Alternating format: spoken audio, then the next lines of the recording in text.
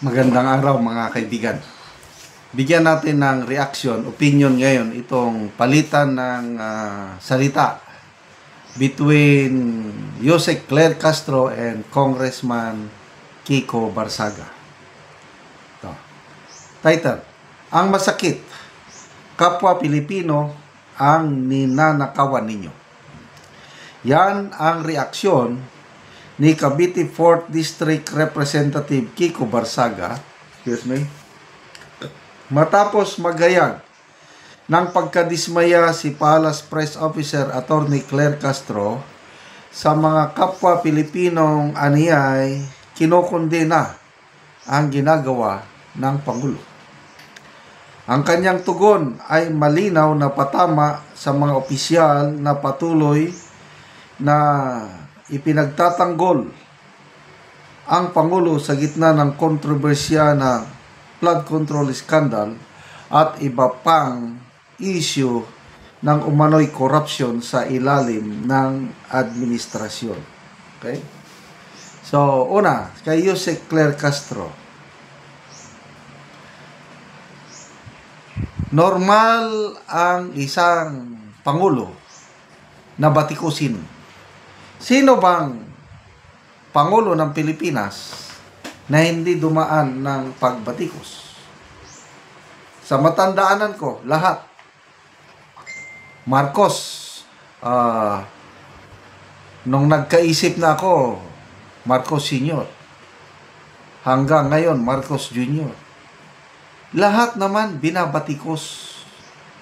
Kaya huwag kayong mag-expect na kahit ano pang gawin ng administrasyong ito, walang magkondena ba, walang magreklamo. Wala namang perfect na administrasyon. Pabayaan nyo na lang yan. Part of democracy. Wag na kayong magdamdam na ang masakit, kapwa Pilipino ang magkondena sa ginagawa ng Pangulo. Kung maganda ang ginagawa, bakit ikukundina? Nasa leader yan eh. Alam naman, loko-loko ang mga Pilipino na, ito, korupsyon, kaliwat kanan. Anong gusto nyong reaksyon ng Pilipino? Matuwa? Purihin ang Pangulo? Kayo kasi, sabi nyo, walang kinalaman ng Pangulo dyan. Hindi niya alam na may ganyang nangyayaring korupsyon. Ganon ang pasalamatan natin ng Pangulo dahil siya pa nga ang nag-expose ng korupsyon na ito. Bakit? Kayo kasi sa palasyo, hindi nyo alam ang principle ng command responsibility. Responsibilidad ng Pangulo na alamin anong nangyayari sa bansa. Otherwise, wag na lang siya maging Pangulo. Hindi nyo alam. Nasyak siya sa nangyari. Anong klaseng reasoning yan? The best thing is for the President to accept responsibility and solve this problem. Ganun lang. Mas mabuti pa itong batang kongresista. It makes sense. Anong mas masakit? Yung binabatikos o yung ninanakawan? Batikos lang yan eh. Hindi naman part of free speech ang pagkundina o pagbatikos. Basta huwag lang sumobra. So far, pagre-reklamo lang na bakit ganitong nangyari, pabayaan nyo. O yung ninanakawan, paano naman yan?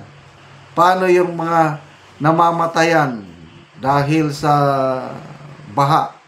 Paano yung nawawalan ng kabuhayan? Paano yung mga nagkakasakit? Paano yung mga sasakyan na nalulubog sa baha? O di ba mas masakit yung pagnakawan ka ng mga leaders na ibinoto, supposed to be, ibinoto ng taong bayan para maglingkod, magsilbi sa taong bayan. Anong ginawa? Niloko ang taong bayan. So,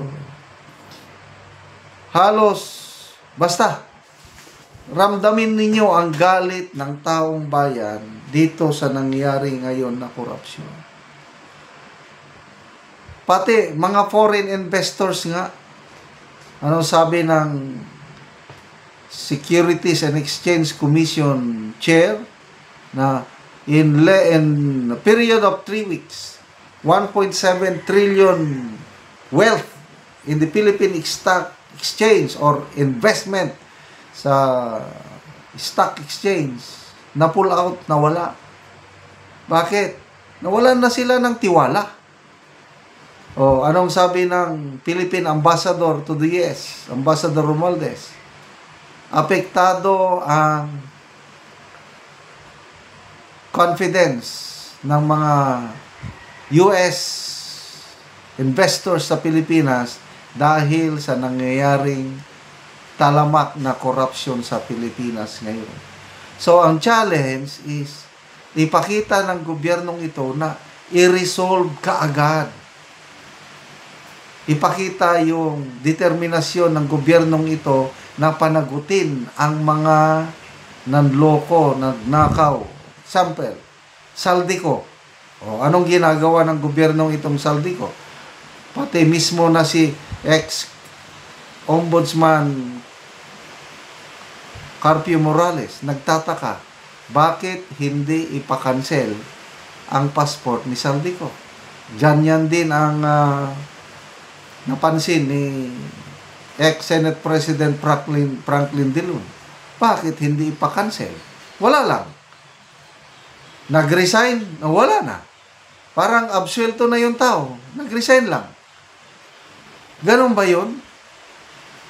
So, ano sa tingin nyo? Maligaya ba ang taong bayan sa nangyayari kay Saldico? O kay Speaker Martin Romualdez? Nag-resign. After that, what's next? Kailan nyo imbitahin sa ICI? Kailan nyo isapubliko ang inyong hearing para marinig namin paano nyo iniimbestiga? Bakit naka-private hearing ang ICI? Ang tanging pag-asa na lang sana ng sambayan ng Pilipino na malaman ang katotohanan, yung Blue Ribbon Committee. Wala rin. Natigil bigla. Kailan pa mag-resume? Papatawag pa ba si Romualdez at Saldico? Ang daming katanungan. Kaya, hindi nyo talaga masisi ang taong bayang magkundina sa ginagawang mali ng gobyernong ito. Mas masakit yung manakawan kaysa yung mapagkundinahan. Okay, salamat mga kaibigan sa inyong pagsubaybay sa ating channel. Nakakatulong kayo ng malaki sa tribong Talandig ng Bukidnon dahil ang income natin sa channel na ito is pantulong po sa tribo. Namimigay tayo ngayon ng libreng yero at pako para makapagpatayo sila ng mas maayos na tahanan. Panoorin niyo ang video na ito. Si Angkol ang natagaan og sin og mag-atop na ni siya karon.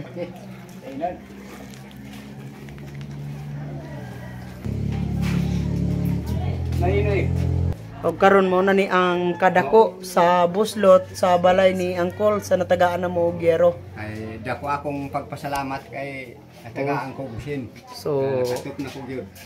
Mga dagko na gid kayo ang buslot sa iyang yero. Magtantang agad si Angkol sa yero kay mag-atop na siya.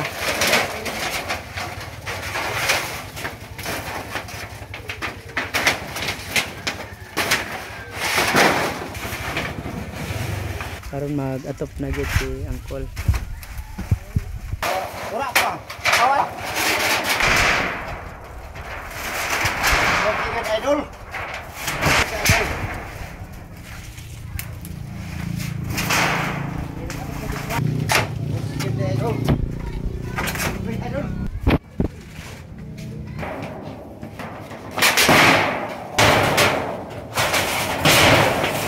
Katap lagi si idol.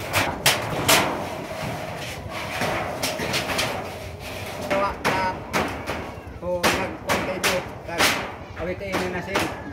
Karon naman agad si Angkol sa pag-atop sa iyang balay.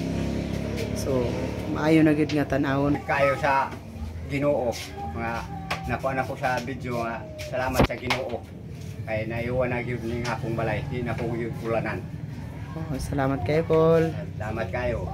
Oo, thank you.